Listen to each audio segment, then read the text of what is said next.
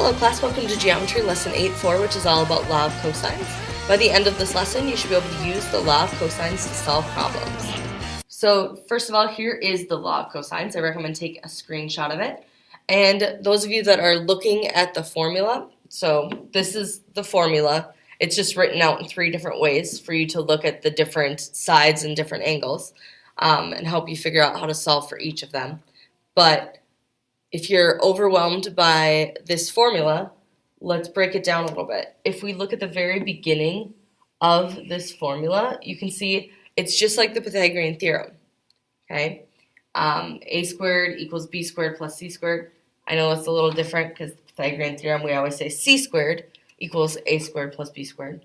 But it's that same concept, that one of the sides squared equals the other two sides, the sum of the other two sides squared. But Pythagorean theorem can only be used with a right triangle.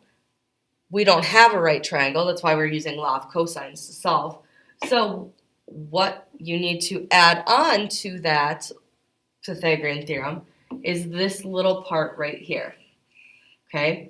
So you do your kind of Pythagorean theorem, you set that up, and then you say minus 2 times, in this first case, BC. Those 2 letters match whatever 2 letters are already on that side of the equation. So minus 2BC times cosine of A. So your last letter always matches your first letter. So whatever letter is isolated, whichever side is isolated, that needs to match the angle that is mentioned on the other side of the equal sign, okay? This is something I expect you to memorize. If you think about it in terms of like, okay, we have Pythagorean theorem, and then we just have this little bit on the end, this minus 2 BC cosine of A. It's really not as scary as it seems, okay? So if we want to solve, use the law of cosines to solve to find a side length, we say, what is BC to the nearest tenth? So first of all, I have this triangle ABC. So just like with law of sines, we would name our sides the lowercase letters and the angles the capital letters.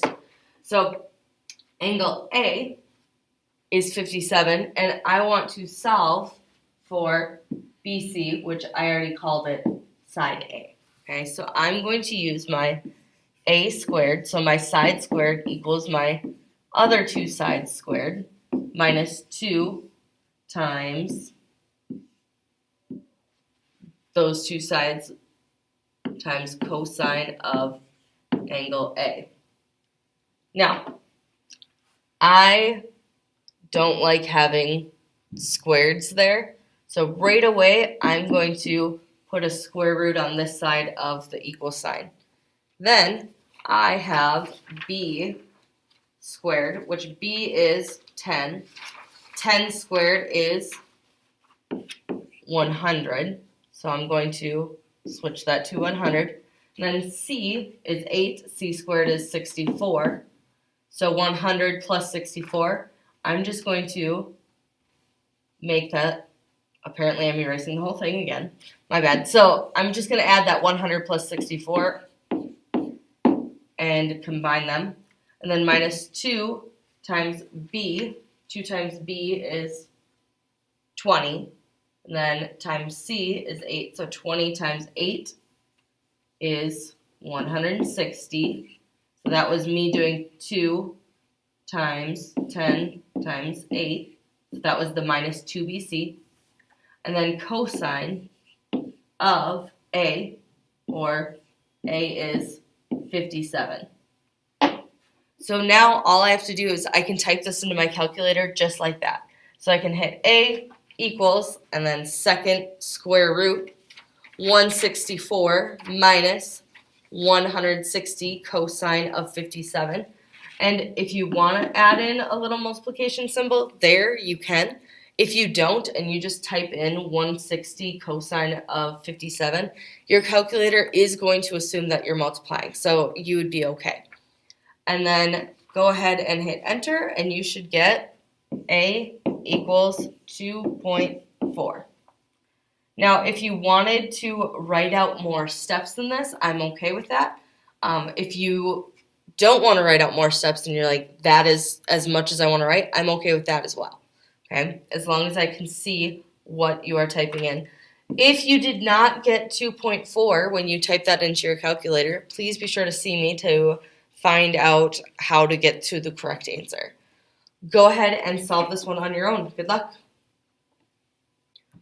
All right, hopefully when you set up your problem, it looked something like this first step and then the second step, or maybe you just got right to the second step. And then when you plugged it into your calculator, you ended up at 7.4. If you did not get that answer, please be sure to ask a friend or myself for some help. And let's move on to example 2. So, last example, we practiced solving for sides. This example, we're going to practice solving for angles. So, the optimal tilt for Keenan's solar panel is between 58 degrees and 60 degrees to the horizontal. Has Keenan placed his solar panel at an optimal angle? So they're saying that this angle right there needs to be 58 to 60 degrees in order to have the optimal tilt, okay?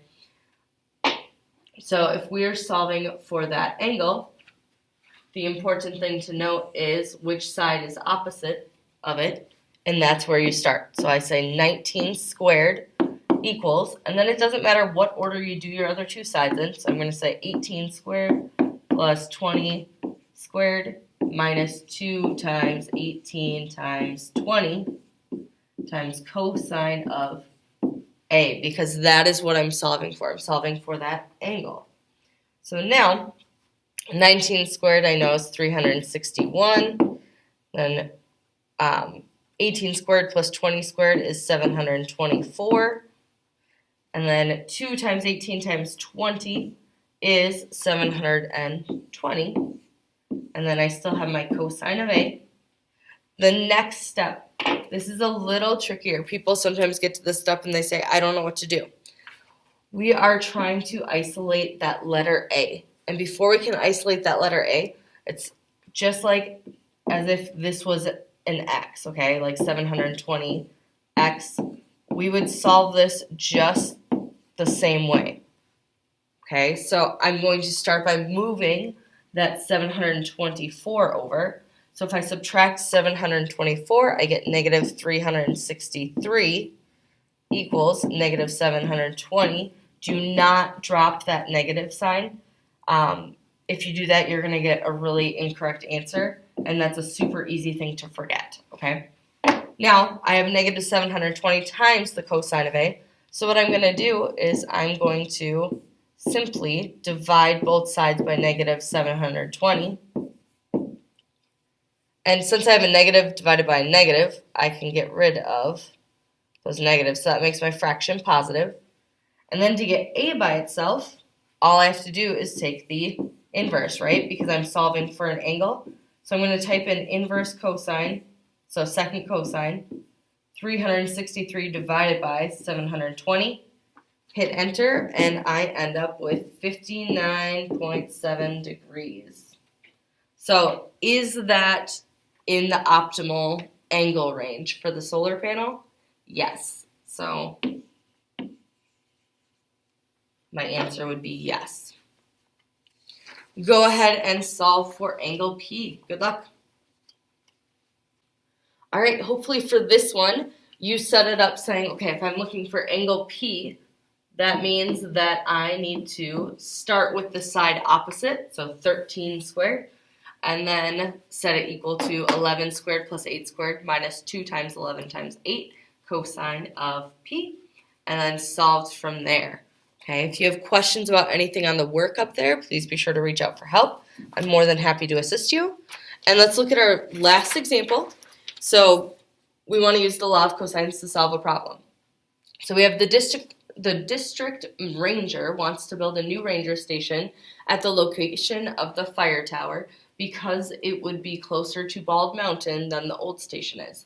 Is the district ranger correct? Explain. So we want to know if we were to build a new ranger station at this fire tower, would that be closer to Bald Mountain?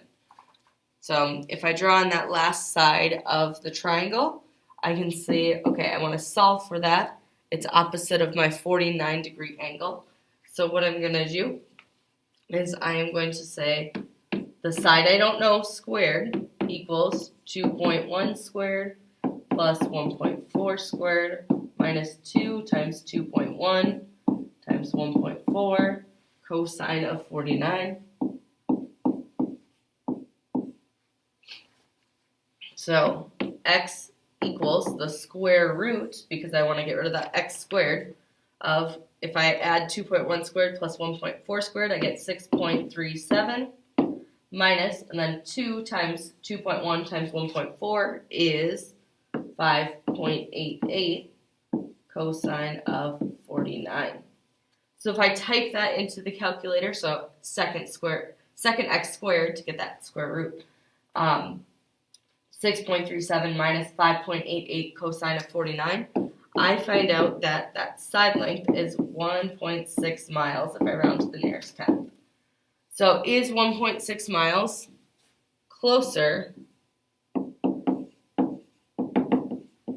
than the 2.1 miles?